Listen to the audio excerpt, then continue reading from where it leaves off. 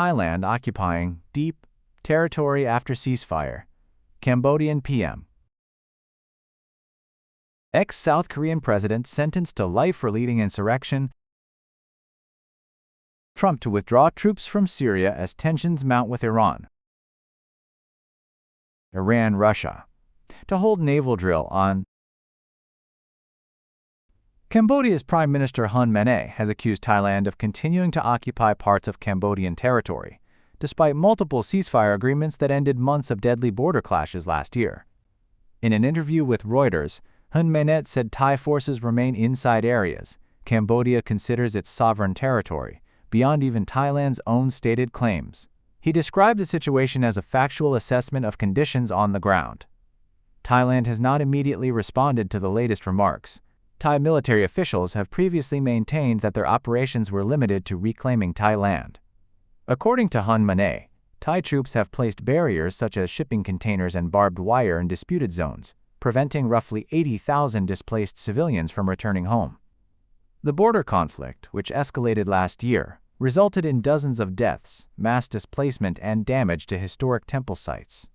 A U.S.-brokered ceasefire in October failed to hold, but a newer agreement facilitated by China has reportedly stabilized the situation since early this year. Hun Manet called for renewed border demarcation talks through the Joint Boundary Commission and expressed hope for technical discussions to ease tensions. He also noted that Cambodia maintains strong relations with both the United States and China, describing the partnerships as not mutually exclusive. The Prime Minister defended his government's record on democracy and press freedom, despite international criticism and low global rankings. He also acknowledged the presence of cyber-scamming operations in Cambodia, but denied that authorities support such activities. The dispute highlights lingering instability along the Cambodia-Thailand border, even as diplomatic efforts continue. A South Korean court has found former President Yoon Suk-yeol guilty of masterminding an insurrection, sentencing him to life in prison. The conviction stems from his failed attempt in December 2024 to impose military rule, an order that lasted just 6 hours but plunged the country into political turmoil. The move effectively paralyzed the government, led to widespread public outrage, and contributed to his party's defeat in the subsequent election. Yoon is already serving time for a separate conviction related to the martial law order and still faces 2 additional trials connected to the incident. The ruling has deepened divisions across South Korea, with supporters gathering outside the courthouse in protest as tensions remain high. The case marks one of the most dramatic political downfalls in the country's modern history. The United States is preparing to withdraw most of its remaining troops from Syria over the coming months, according to a senior White House official.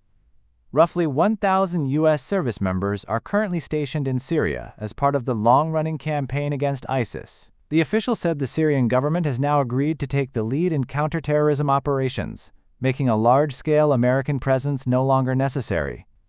The withdrawal is described as conditions-based, with Washington maintaining the ability to respond to threats if needed. The decision comes as President Donald Trump increases U.S. military deployments elsewhere in the Middle East amid rising tensions with Iran. Aircraft carriers, including the USS Abraham Lincoln and the USS Gerald R. Ford, are positioned or en route to the region, reinforcing America's military posture. In Syria, U.S. forces had already vacated 2 bases earlier this year. The move follows the collapse of the Assad government in 2024 and what officials describe as a significantly weakened ISIS presence. The Trump administration has since expanded diplomatic engagement with Syria's new leadership. Secretary of State Marco Rubio recently met Syria's foreign minister to discuss maintaining a ceasefire and continued counterterrorism cooperation. While the U.S. draws down its footprint in Syria, it continues to signal readiness across the broader region, underscoring a strategic shift rather than a full disengagement. Iran and Russia will hold a joint naval exercise on Thursday in the Sea of Oman and the northern Indian Ocean, according to Iranian officials. The drill will be hosted by Iran's first naval district in the southern port city of Bandar Abbas. Military leaders say the exercise aims to strengthen maritime security and improve coordination between the 2 navies. Officials state the focus will include protecting commercial shipping and oil tankers, countering maritime terrorism, and enhancing joint operational readiness. Iran says the drills are also intended to deepen friendly ties, expand regional cooperation, particularly with neighboring countries, and reinforce the role of regional powers in maintaining maritime stability. Russia's naval commander, Captain Alexei Sergeyev, expressed appreciation for Iran's hospitality and highlighted the strong working relationship between the two countries' naval forces. The exercise reflects growing military coordination between Tehran and Moscow as both nations expand their defense cooperation in strategic waters.